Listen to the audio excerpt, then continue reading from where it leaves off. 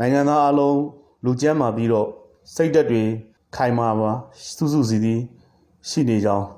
ယုံကြည်တယ်လို့ပြောကြရင်းနဲ့နှုတ်ခွန်းဆက်ပါတယ်ကျွန်တော်ကတော့တန်လင်းလို့နဲ့ပြည်သူ့လွှတ်တော်ကိုယ်စားလှယ်ဦးလွင်ကိုလည်းဖြစ်ပါတယ်ပြောင်းစုလွှတ်တော်ကိုစားပြုကော်မတီကိုစားသတင်းစကားပါဝင်ပြုစေချင်ပါတယ်ဒီနေ့မှာပြက်ပြက်သားသားနဲ့ CDM လှုပ်ရှားမှုမှာပါဝင်နေတဲ့နိုင်ငံဝန်ထမ်းတွေနဲ့မျိုးဆက်ပေါင်းစုံဘာသာပေါင်းစုံတိုင်းသားပေါင်းစုံပါဝင်တဲ့စစ်အာဏာရှင်ဆန့်ကျင်ရေးနဲ့ဒီမိုကရေစီရရှိရေးလှုပ်ရှားမှုအရေးတော်ပုံအောင်မြင်ရမယ်လို့ဥဒန်းကျူရင်လိုက်ပါတယ်စစ်အာဏာသိမ်းကောင်စီရဲ့လုပ်ရက်တွေကပြည်သူတွေအပေါ်တစ္ဆာဖောက်ပြီးတော့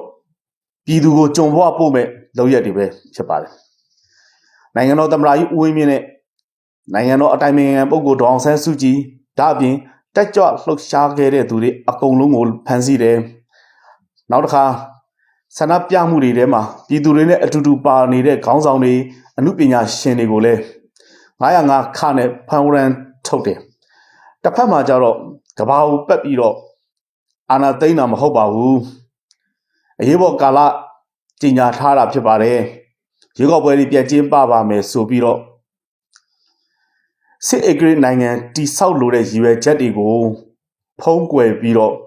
မောလုံးပြည့်မူတာဝါဒစကားတွေနဲ့ကဘာကိုပက်လိန်နေပါတယ်ဆရာနာသိမ်းမှုသာအောင်မြင်သွားခဲ့မယ်ဆိုလို့ရှိရင်ဘာသာပေါင်းစုံလူမျိုးပေါင်းစုံလူဒန်းစားပေါင်းစုံရဲ့နေ့စဉ်လူမှုနေထိုင်မှုဘဝတွေကစစ်ရန်နေရလက်ပတ်စီကိုသာဖြစ်စေတော့မှာဖြစ်ပါတယ်ဒါကိုသိတဲ့ပြည်သူလူထုကလည်းပဲငါတို့ရဲ့ကြက်သားတွေနဲ့ငါတို့ရဲ့လုပ်အားတွေနဲ့ငါတို့ကိုပြန်ခိုင်းစားခံရတော့မယ်ငါတို့ရဲ့အသိဉာဏ်နဲ့ဉာဏ်ပညာဖွံ့ဖြိုးမှုဆိုတာကလည်းပဲစစ်အေကရစ်တွေအတွက်အသုံးဝင်သလောက်သာဖွံ့ဖြိုးမှုရတော့မယ်ငါတို့ရဲ့အမှုပညာဆိုတာတရားမျှတမှုနဲ့လွတ်လပ်မှုကိုဖန်တီးဖို့ထက်စစ်အေကရစ်တွေရဲ့ဝါဒဖြန့်ချိရေးလောက်သာရတော့မယ်လို့အတိကျွယ်ကြပြီးသားဖြစ်တဲ့ပြည်သူလူထုကအာဏာကိုဖီဆန်ပြီးတော့လမ်းမတွေပေါ်မှာနေစဉ်ထွက်ဒီမိုကရေစီရေးအတွက်လူထုတိုက်ပွဲလမ်းကြောင်းကိုပြက်ပြက်သားသားနောက်မဆုတ်တဲ့ရွေးချယ်လိုက်ကြပြီဆိုတာကိုလည်း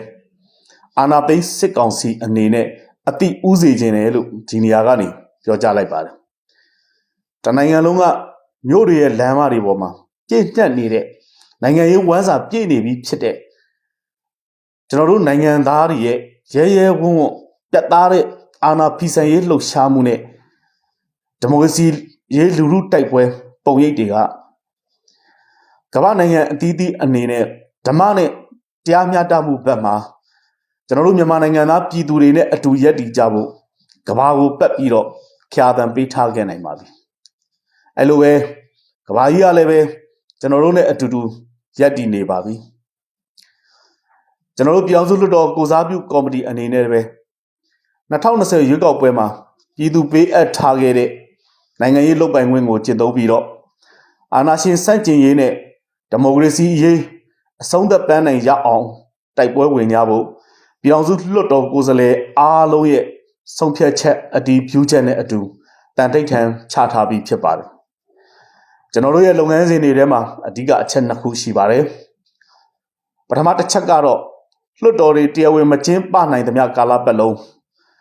ဥပဒေပြုခွင့်အာဏာကိုကျင့်သုံးပြီးတော့ပြည်သူဒီမိုကရေစီတိုက်ပွဲနဲ့ဟန်ချက်ညီစေမဲ့ဥပဒေတွေပြည်သူကိုအကာအကွယ်ပေးတဲ့ဥပဒေတွေထုတ်ပြန်သွားဖို့ဖြစ်ပါတယ်နံပါတ်2က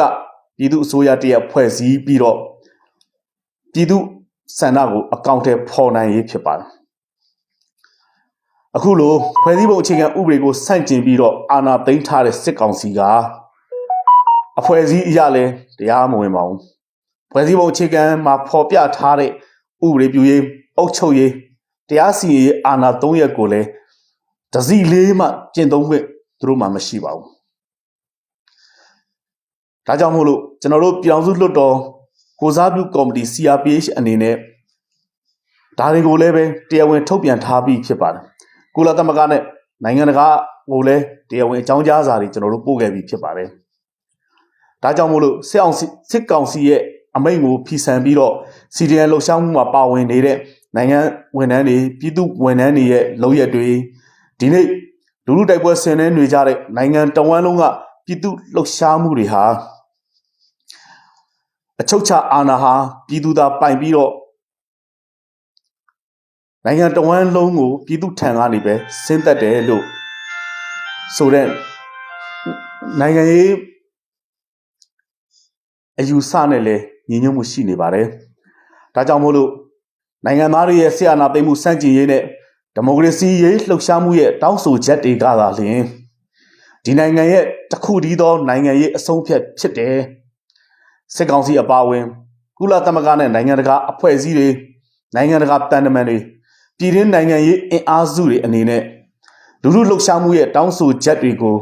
လူလူလှုပ်ရှားမှုရဲ့အဆုံးအဖြတ်တွေကိုအမြန်အဆုံးအကောင့်ထဲပေါ်ချဖို့လိုတယ်လို့ဒီနေရာကတိုက်တွန်းလိုပါတယ်။ပြောင်စုလွှတ်တော်ကိုစားပြုကော်မတီအနေနဲ့ကတော့ပြည်သူ့ဆန္ဒဖြစ်တဲ့ဆရာနာသိမ်းမှုစန့်ကျင်ရေးနဲ့ဒီမိုကရေစီရရှိရေးကိုဦးတည်ပြီးတော့ပြည်သူ့လှုပ်ရှားမှုကိုအထောက်အကူပြုတဲ့ဥပဒေတွေညွှန်ကြားချက်တွေလမ်းညွှန်မှုတွေနောက်ပြီးတော့ပြည်သူ့အုပ်ချုပ်ရေးလက်ဆွဲတွေကိုထုတ်ပြန်ပြီးတော့စစ်ကောင်စီရဲ့ဥပဒေအမိန့်ညွှန်ကြားချက်တွေရဲ့ချုပ်နှောင်မှုကနေပြည်သူတွေမခံရအောင်အကာအကွယ်ပေးသွားမှာဖြစ်ပါတယ်။ကျွန်တော်တို့ပြည်သူတရက်လုံးကလည်းပဲပြောင်စုလွှတ်တော်ကိုစားပြုကော်မတီရဲ့ထုတ်ပြန်ချက်တွေအတိုင်းသာဟန်ချက်ကြီးလိုက်ပါဆောင်ရွက်ရင်းနဲ့စစ်ကောင်စီရဲ့ဥပဒေတွေကိုပြက်ပြက်သားသားတွန်းလှန်ကြပါလို့ကျွန်တော်ဒီနေရာကနေအနူးအညွတ်တိုက်တွန်းလိုပါတယ်။မကြခင်မှာပြောင်စုလွှတ်တော်ကိုစားပြုကော်မတီအနေနဲ့သမရဦးဝင်းမြင့်အစိုးရရဲ့လုပ်ငန်းတွေလက်ပတ်နိုင်ဖို့နဲ့ပြည်သူဒီမိုကရေစီအရေးကိုဖော်ဆောင်ဖို့အတွက်ပြည်သူအစိုးရတရက်ကိုဖွဲ့စည်းပြီး CDN လှုပ်ရှားမှုဆရာနာရှင်စန့်ကျင်ရေးလူလူလှုပ်ရှားမှုတွေမှာတသားတဲ့ဟန်ချက်ကြီးအချိန်မြင့်ဆောင်ရွက်သွားပါမယ်လို့ပြောကြရင်းနဲ့ညီကုန်းချုပ်ပါတယ်ပြည်သူဒီမိုကရေစီအရေးတော်ပုံအောင်မြင်ရပါမယ်ခင်ဗျာအားလုံးကျေးဇူးတင်ပါတယ်